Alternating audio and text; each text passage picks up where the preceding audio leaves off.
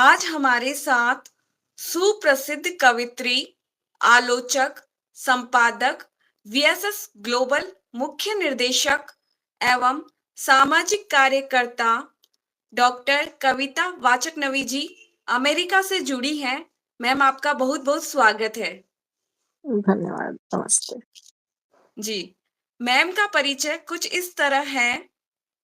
Ma'am का जन्म भारत में हुआ, निरंतर हिंदी लेखन की ओर अग्रसर हैं। हिंदी के प्रारंभिक ब्लॉगरों में से एक हैं। कई पुस्तकें मैम की प्रकाशित हो चुकी हैं, जिनमें मुख्यतः महर्षि दयानंद और उनकी योग निष्ठा शोध पुस्तक, मैं चल तो दूं कविता संग्रह, कविता की जातीयता आलोचनात्मक पुस्तक, विश्व की हिंदी कहानियां पुस्तक का संपादन, 40 भारतीय भाषाओं की लेखिकाओं के स्त्री विमर्श विषयक ऐतिहासिक कहानी संकलन, हाशिए उलघाती औरत 25 खंड पुस्तक का संपादन, देश विदेश की प्रतिष्ठित पत्रिकाओं में प्रकाशित रचनाएं, राष्ट्रीय अंतर्राष्ट्रीय स्तर पर कई पुरस्कारों से सम्मानित, जिनमें मुख्यतः उत्तर प्रदेश हिंदी संस्थान द्वारा हिंदी विदेशी प्रसार सम्मान से सम्मानित, भारतीय उच्चायोग लंदन द्वारा हरिवंश राय बच्चन लेखन सम्मान से सम्मानित, हिंदुस्तानी एकेडमी इलाहाबाद द्वारा भारत के लब्ध प्रतिष्ठित विद्वान के रूप में सम्मानित। इनकी कई रचनाओं का पंजाबी, नेपाली, असमिया, बोडो, तमिल, तेलुगु, अंग्रेजी में अनुवाद हो चुका है। विदेशी भूमि पर रहते हुए भारतीय संस्कृति एवं हिंदी से पूरी तरह मैम जुड़ी हुई हैं। विदेशी भूमि पर वैदिक संस्कृति को बढ़ावा देने हेतु निरंतर अग्रसर है। विशंबरा संस्था की संस्थापिका है। हिंदी भाषा के प्रचार प्रसार के लिए अपना अमूल्य योगदान दे रही है। यहाँ तक कि कैम्ब्रिज विश्वविद्यालय में हिंदी की इंटरनेशनल एग्जामिनर के रूप में भी कार्यरत है। तो मैम, अब हम आते हैं प्रश्नों पर। मेरा पहला प्रश्न मैम आपसे यह है कि आप साहित्य सृजन कब से कर रही हैं? पहले तो मैं जो भी लोग आपसे जुड़े हुए हैं उन्हें मेरा अभिवादन कहना चाहती हूँ, और आपने आमंत्रित किया उसके लिए धन्यवाद। और रही बात मेरे कब से जुड़े होने की, तो यदि यानी इसके दो हिस्से हैं। एक तो है कि कब से आपने रचना कब से प्रारंभ की, और दूसरा है कि प्रकाशित कब से होने लगी। तो रचना जो मैंने प्रारंभ की, शायद मैं 7-8 वर्ष की रही हो, और उस समय से छोटी कविताएं बनाना और दूसरों से बांटना, और कई बार तो छोटे छोटे हम बच्चों के रूप में कुछ कार्यक्रम किया करते थे। तो तुरंत यदि मुझे मेरा रोल कह लें उसे, या मेरा वाला हिस्सा जो मेरी भूमिका है वह भूल जाते थे अंश, तो मैं तुरंत अपना कुछ जोड़कर बना लिया करती थी, जैसा कि मेरी अध्यापिकाएं बताती हैं।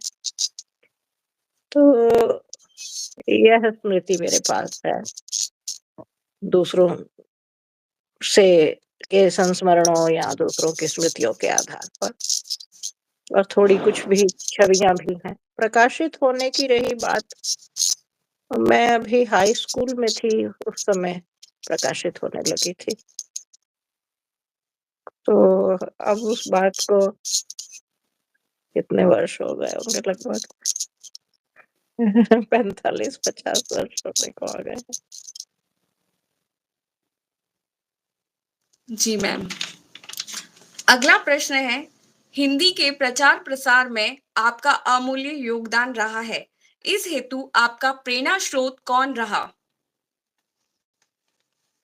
मैं तो अपना पहली बात तो यह है कि ये शब्द जो हैं अमूल्य योगदान जैसी बात, मैं तो अपने आप को कहीं ऐसा आँकना नहीं चाहती, क्योंकि देखिए ध्यान रखने की बात यह है कि विश्व में हिंदी को जानते पढ़ते ही कितने लोग हैं।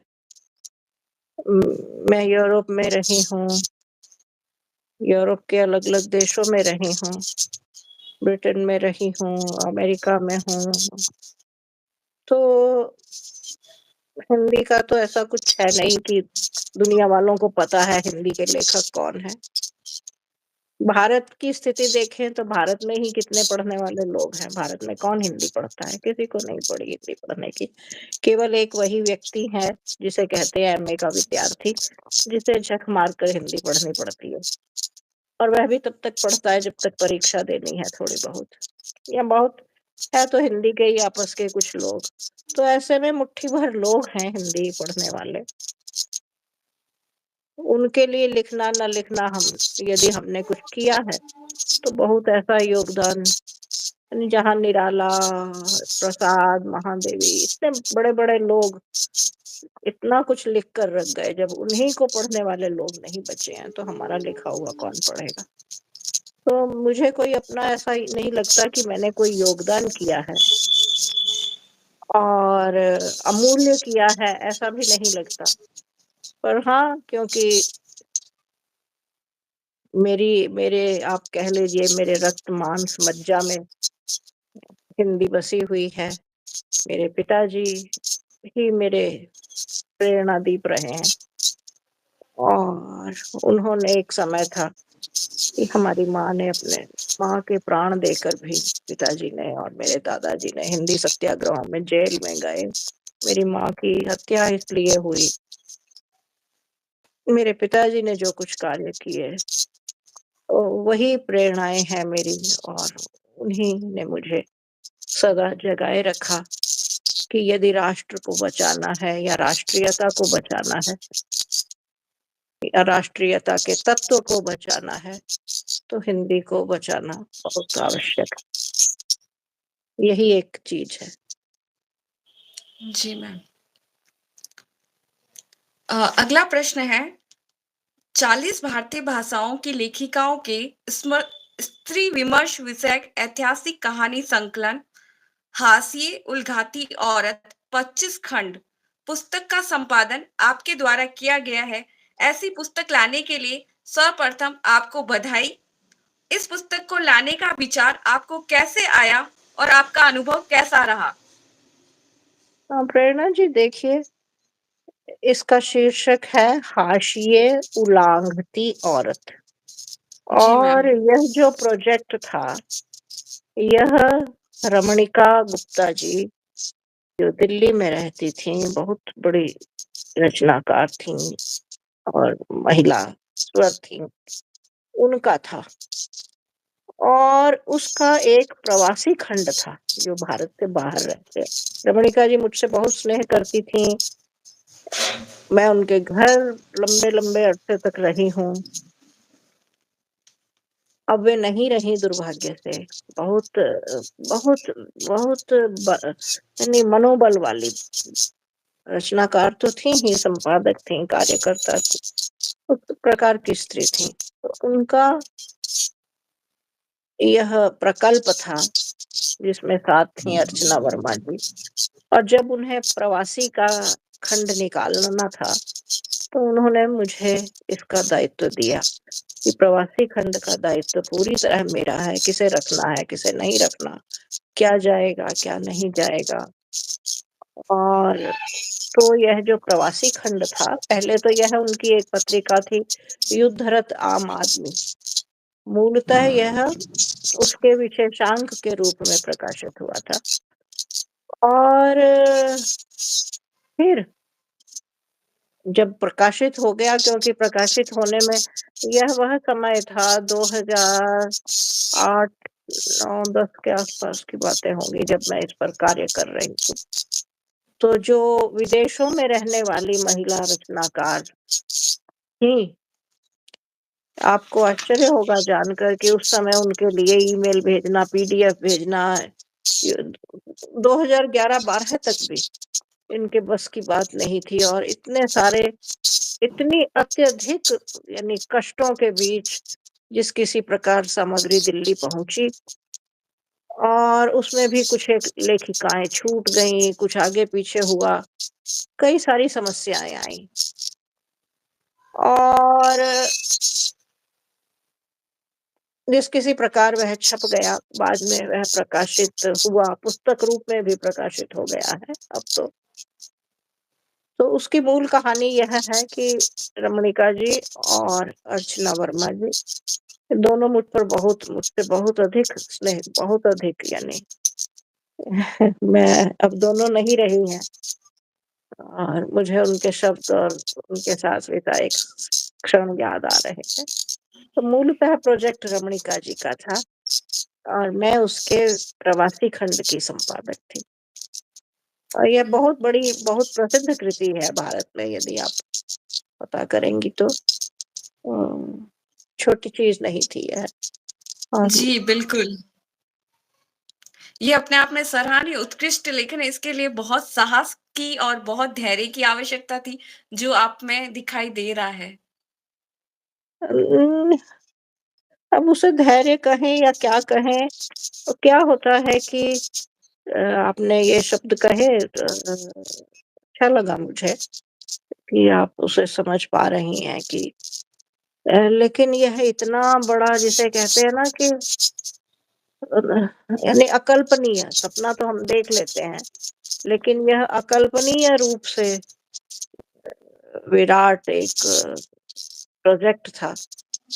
और कई लोगों ने कई प्रकार से उसमें रमणिका जी के जैसे जो भारतीय हिंदी हिंदीतर भाषाओं का एक खंड बना था, इस प्रकार कई खंड बने थे, लेकिन तो विदेश की लेखिकाओं का और सशक्त स्त्रियों का, इसमें कहानियां ऐसी नहीं थी जिसमें कि कहानी में कोई नायिका है जो कमजोर है, दुखी है, या यहाँ ये सभी कहानियां, शर्त यह थी कि सशक्त स्त्रियों के की कथाएं ही इसमें होनी चाहिए।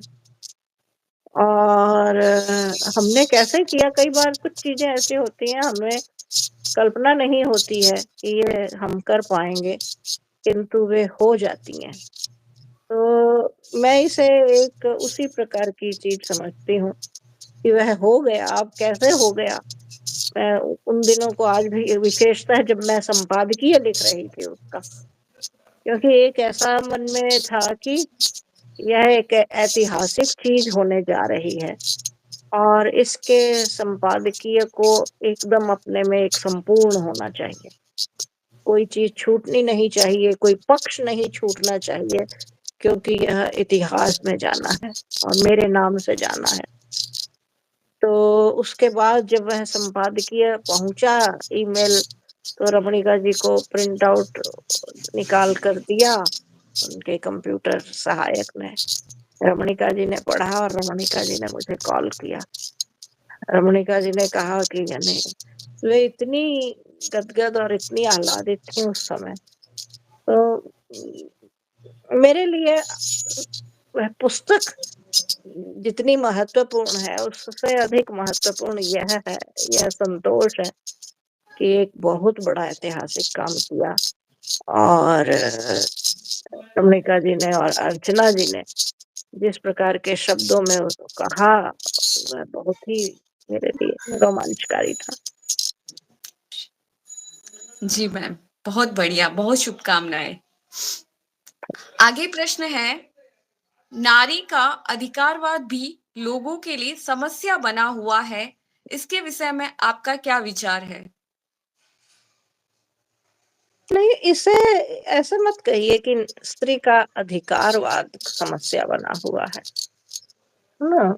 स्त्री का जो आज इसका जो स्वरूप है, क्योंकि आज विश्व की स्थिति, अभी मैंने गत दिनों एक लेख, मेरा अंतिम लेख नहीं, मैं अभी एक महीने भर के भीतर ही, क्योंकि मैं अमेरिका में रहती हूँ, अमेरिका में चुनाव हुए और जो यहाँ कि राष्ट्रपति के रूप में प्रत्याशी थीं, वे महिला थीं और वे हार गईं। तो सोशल मीडिया पर मुझसे यानी लगभग 30-35 हज़ार लोग जुड़े हुए हैं केवल फेसबुक के माध्यम से ही। तो अधिकांश लोगों ने कुछ व्हाट्सएप पर तो यानी एक दिन में 3-4 हज़ार संदेश आते हैं।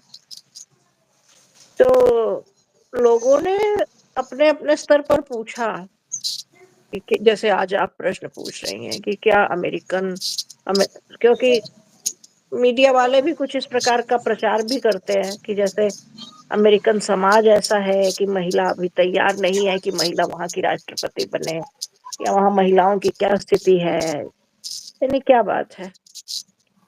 तो मैंने उस लेख में यही बताने का यत्न किया है कि ऐसा नहीं है कि अमेरिकन समाज स्त्री विरोधी है, क्योंकि कुछ ऐसा लोगों को लगता है और कुछ मीडिया भी प्रचारित करता है जब आप हार जाते हैं, जीत जाते हैं, उसके कारणों की जब मीमांसा करते हैं तो।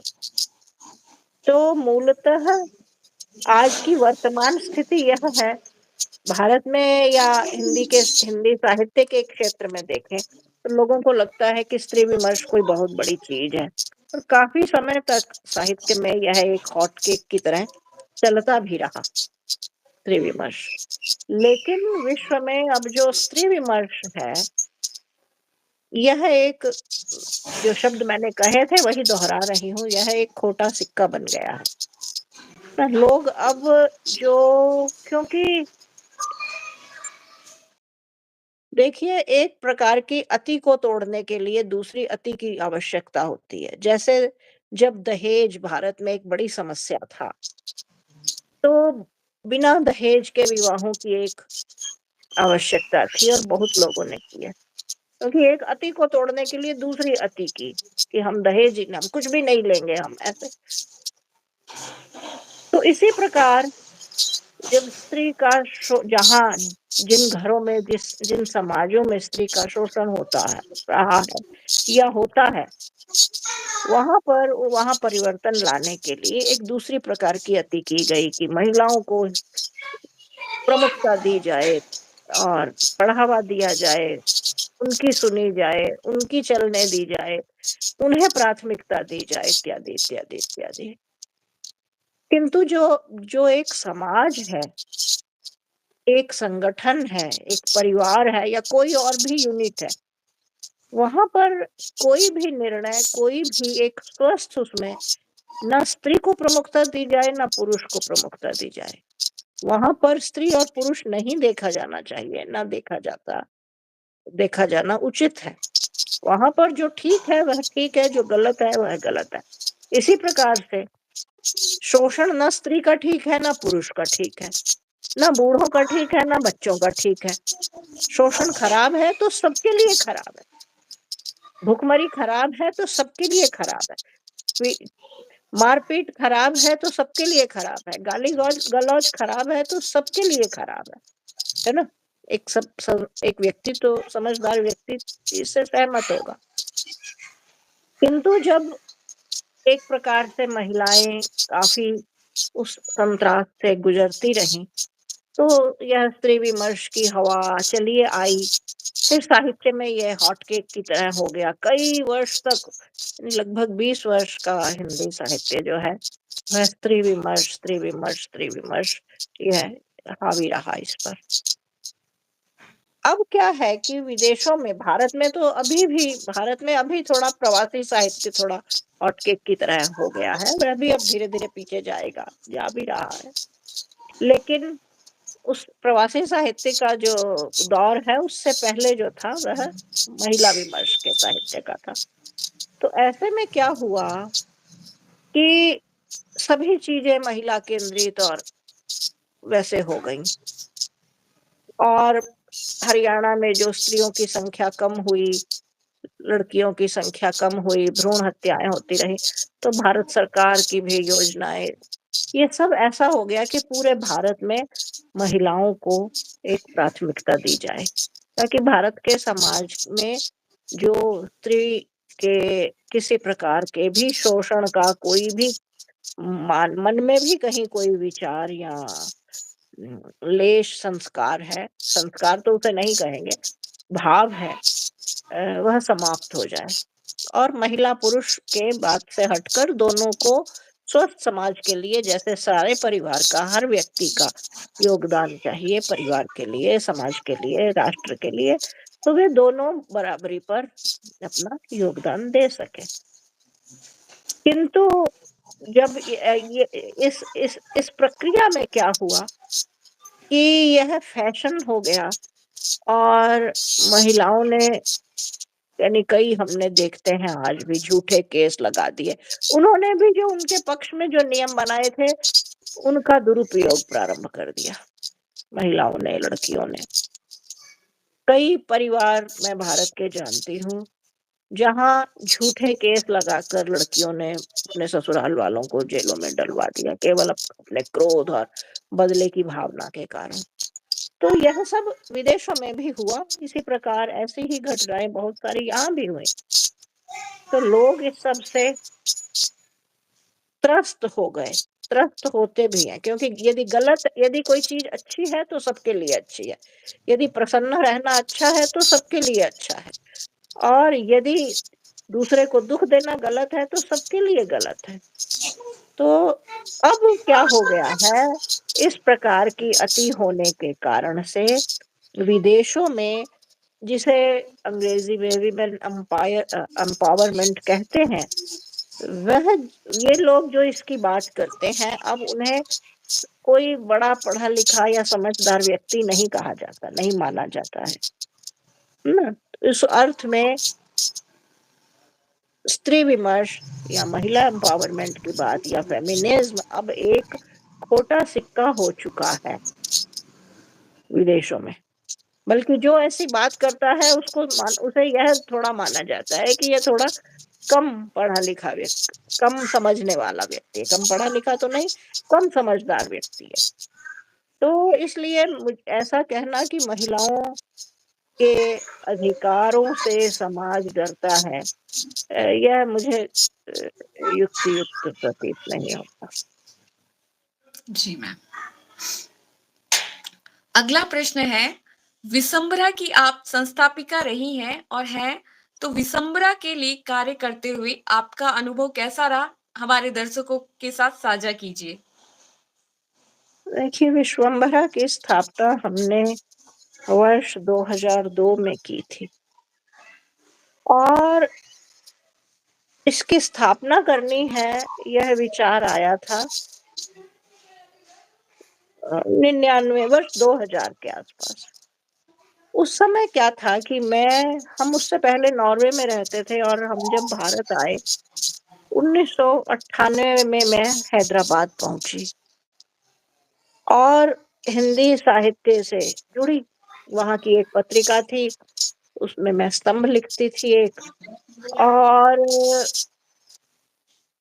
बहुत बहुत अधिक वहां का जो साहित्यिक वातावरण हैदराबाद का है वह बहुत ही सक्रिय है। तो प्रति सप्ताह 2-3 गोष्ठियां हो रही हैं, मिल रहे हैं, कार्यक्रम है, आयोजन है, गतिविधियां हैं, चलती रहती थी और बहुत अच्छा लगता था। लेकिन जैसे ही, क्योंकि 2 वर्ष तो उस सब चीज को समझने में लगे, किंतु जैसे ही आप चीजों को अधिक जानने लगते हैं, जब आप आउटसाइडर रहते हैं तो बहुत सारी चीजें आपको नहीं पता होती, किंतु जैसे ही आप समीप जाएं किसी चीज के, आप चीजों को अधिक जानने लगते हैं, तो आपके सामने बहुत सारे भीतरी वैसी चीजें जो बहुत अच्छी नहीं होती हैं, वे भी पता चलती हैं, मैं सभ्य शब्दों में कहूँ तो मैंने देखा, मुझे लगा कि यानी हिंदी जैसे आज की भी मैं गत से 8-10 वर्ष से अब मुझे इतनी विरक्ति सी हो गई है, ये कुछ इसकी भूमिका वहीं हैदराबाद में ही बननी शुरू हुई थी, क्योंकि जैसे जैसे थोड़ा निकट से देखती गई मैं चीजों को, मुझे लगा कि हमें भारतीय समाज, अन्यथा उससे पहले तक क्या था कि हिंदी का प्रत्येक व्यक्ति, क्योंकि मेरे परिवार ने की तो 3 पीढ़ियाँ ये बलिदान दे चुकी हैं हिंदी के लिए। मुझे लगता था हिंदी का प्रत्येक व्यक्ति महान है, नायक है, राष्ट्रीय हीरो है और यानी बहुत ही कोई विशेष चीज़ है।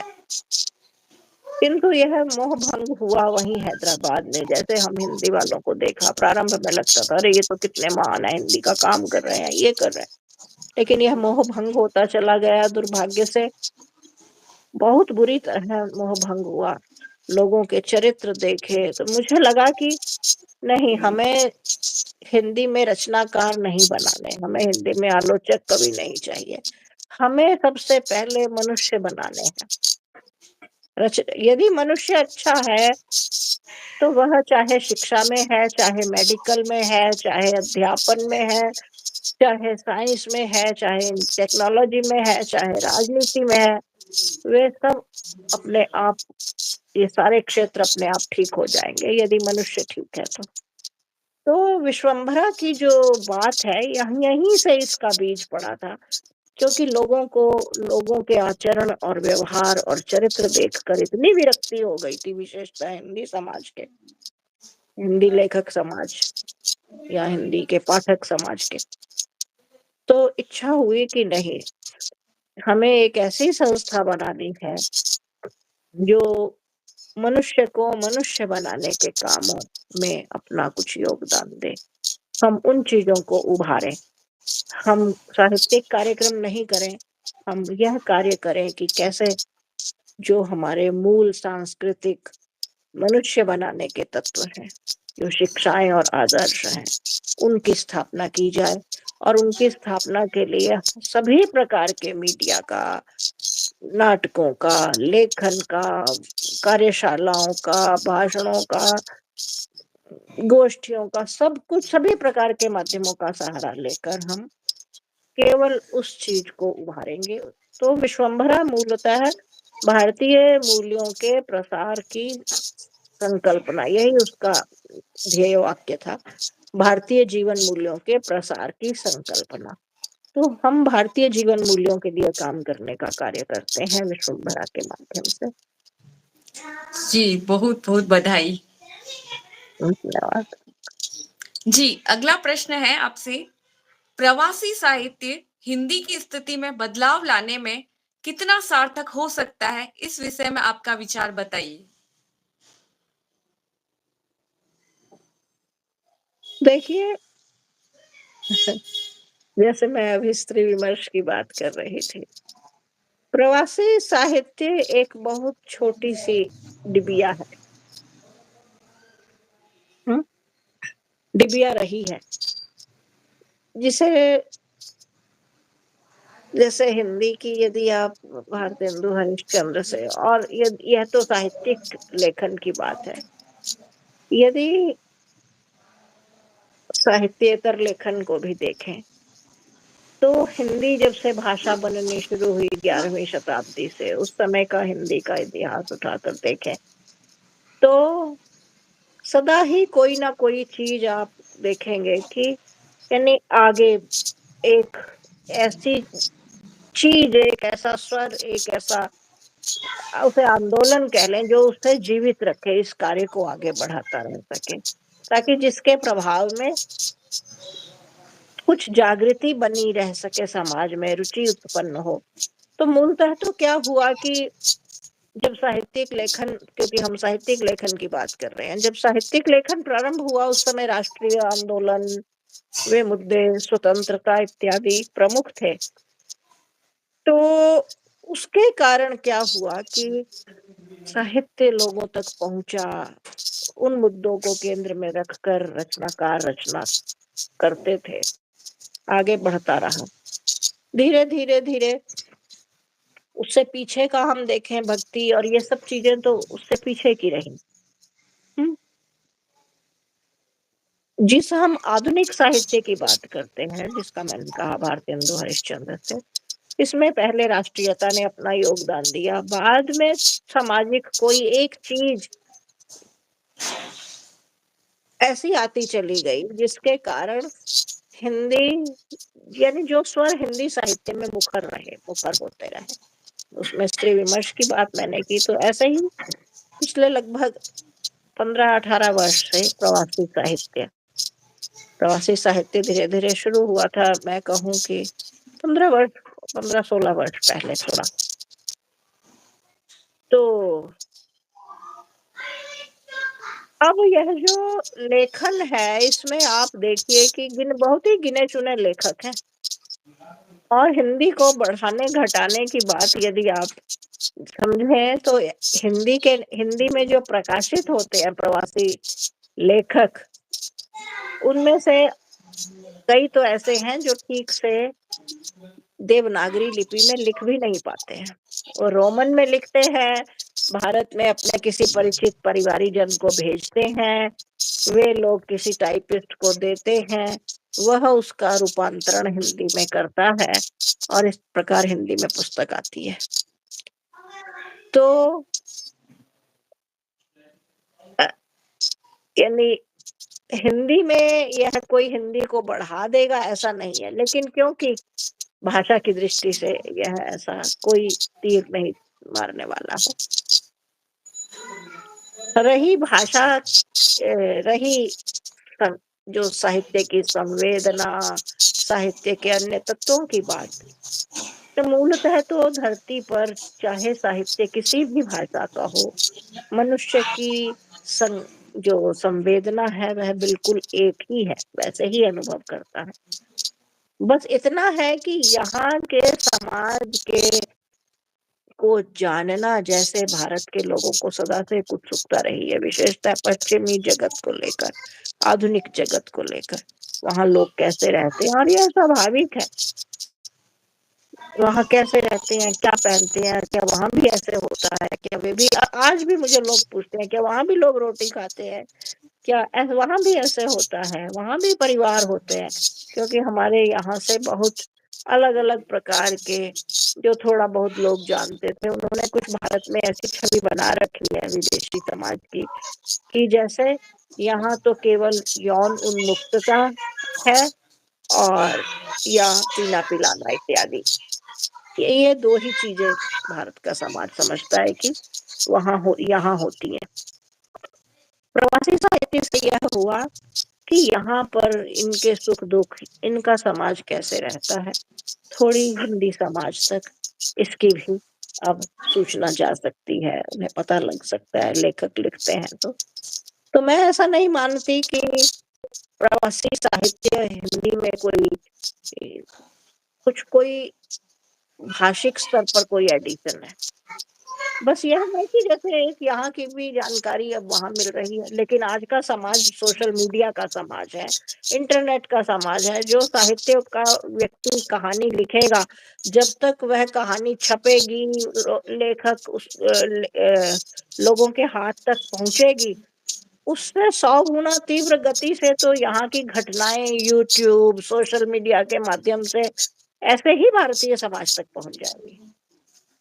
भारतीय समाज को अब अमेरिका या यूरोप या अफ्रीका या जहाँ से भी कहीं से भारतीय हिंदी का लेखक, मूल भारतवंशी हिंदी का लेखक लिखता है, किसी भी देश से, जिसे प्रवासी रचनाकार कहते हैं बोलचाल में, तो उसकी कहानी कोई पढ़ेगा नहीं पढ़ेगा, लेखक भी नहीं पढ़ेंगे उसकी कहानी। हिंदी की यह दशा है।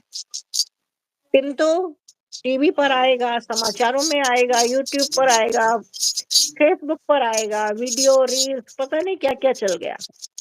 तो आप समझ लीजिए कि यहाँ के समाज का यानी डायरेक्ट जो देख सकना, समझ सकना इतनी तीव्र गति से हो गया है, और लोग उसको देखेंगे। लोग हिंदी के लेखक की पुस्तक खरीद कर क्यों पढ़ेंगे यहाँ के समाज को जानने के लिए ना, समाज, राजनीति, किसी भी चीज को जानने के लिए।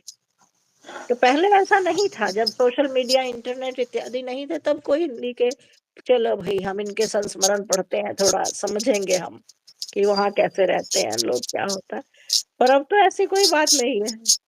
तो हम कोई ऐसा कोई योगदान नहीं कर रहे हैं समाज के जीवन में। हाँ, यह है कि हिंदी साहित्य के इतिहास में हाँ, चलिए थोड़ी चीज़ जुड़ रही है कि हाँ, वहाँ भी लोग लिखते थे। तो यह जो लेखन है मूलतः आपको आपका नाम उसमें जुड़ने की ही बस बात है, माइनस प्लस है इसमें। इसके अलावा सामाजिक जीवन में, समाज के जीवन में इससे कोई अंतर नहीं आता, कुछ नहीं हो रहा। जी, शुक्रिया। अगला प्रश्न है, युवा रचनाकारों के लिए आप क्या संदेश देना चाहेंगी? देखिए, जो नए रचनाकार हैं, वे युवा भी हो सकते हैं, बड़ी आयु के भी हो सकते हैं। 2 बातें मैं सदा से कहती हूँ। पहली बात तो यह है कि यदि आप रचना करने जा रहे हैं, तो यह ध्यान रखिए कि यदि आप 100 मैं उदाहरण दे रही हूँ, 100 पुस्तकें पढ़ते हैं,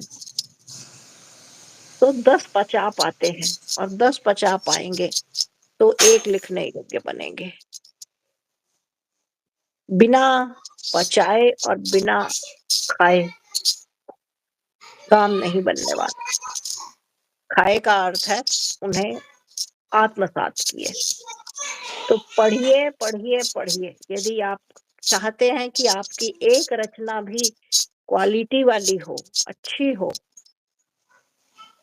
तो 100 पुस्तकें पढ़ने के बाद आप इस स्थिति में जाएँगे कि आप एक अच्छी रचना लिख सकें। 100 बड़े लेखकों को पढ़ने के बाद, परंपरा को पढ़ने के बाद। परंपरा को पढ़े बिना आप नहीं जान सकते कि आपका इस पूरी परंपरा में आप कहाँ खड़े हैं, आपका क्या स्थान है, आपका क्या रोल है। तो जब यदि आपको अपना रोल ही नहीं पता, तो आप रोल के साथ जस्टिस क्या करेंगे? क्या न्याय करेंगे आप? तो आपको अपना रोल पता होना चाहिए, उसके लिए आवश्यक है परंपरा को पढ़िए, वरिष्ठों को पढ़िए, जानिए आज कैसा लिखा जा रहा है। पढ़ना, पढ़ना, पढ़ना, पढ़ना। लिखने से पहले 100 बार ठिठक कर सोचिए, क्या यह लिखना आवश्यक है? और क्या मैं ठीक लिख रहा हूँ? क्योंकि जितना जितना भयंकर पतन हम देख रहे हैं हिंदी साहित्य में, ओहो! लगता है यानी मैंने तो अपने आप को एकदम अलग निकाल कर बाहर कर लिया है।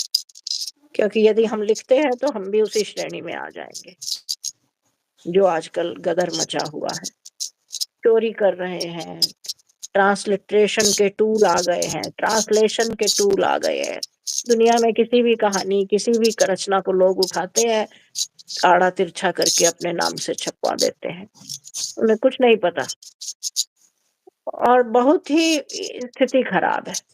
तो इसलिए यदि हम अपने लिए प्रति सच्चे होना चाहते हैं, सरस्वती के प्रति सच्चे होना चाहते हैं, तो बस केवल पढ़िए। और दूसरी बात है कि अपने प्रति निर्मम रहिए, अपनी आलोचना से घबराइए नहीं। आत्ममुग्ध मत होइए, नहीं तो आपकी उन्नति वहीं रुक जाएगी। अपने प्रति निर्मम होइए, जो आपकी आलोचना कर रहा है, उसने आपको पढ़ा है, तभी तो आलोचना कर रहा है। तो उसके प्रति आभारी रहिए कि उसने आपको पढ़ा और कुछ समझा रहा है। और गंभीरता से लीजिए भाषा और साहित्य को, यह हल्की-फुल्की पब्लिसिटी नहीं है, इससे कुछ नहीं मिलना, कुछ अर्जित नहीं होना है। तो और गंभीरता से लीजिए साहित्य को और भाषा को, भाषा सीखे बिना साहित्य मत लिखिए। ये 3 बातें मैं चाहूँगी कि लोग लिखें और अच्छा है लिखने में रुचि है तो अच्छी बात है, आगे बढ़े नए लोग भी, अच्छा लगेगा हमें। जी, बहुत-बहुत शुक्रिया आपका। आपने बहुत अच्छी जानकारी दी और आप हमारे कार्यक्रम में आए, इसके लिए तहे दिल से आपका बहुत-बहुत शुक्रिया, आभार। धन्यवाद, प्रेरणा अच्छा लगा मुझे इस बहाने जुड़ना और जो भी इसे देखें, समझेंगे अ, उन्हें कुछ तत्व नज़र आता है तो अवश्य ग्रहण करें, यदि तत्व नहीं दिखाई देता, तो उसके लिए मुझे खेद है। यही कह सकती हूँ, आपने जोड़ा, अच्छा लगा, इस बहाने आपसे भी परिचय हुआ। धन्यवाद। और आपने अपना अमूल्य समय दिया मुझे इतनी व्यस्तता के बावजूद भी, इसलिए आपका तहे दिल से शुक्रिया। धन्यवाद। नमस्ते। नमस्ते।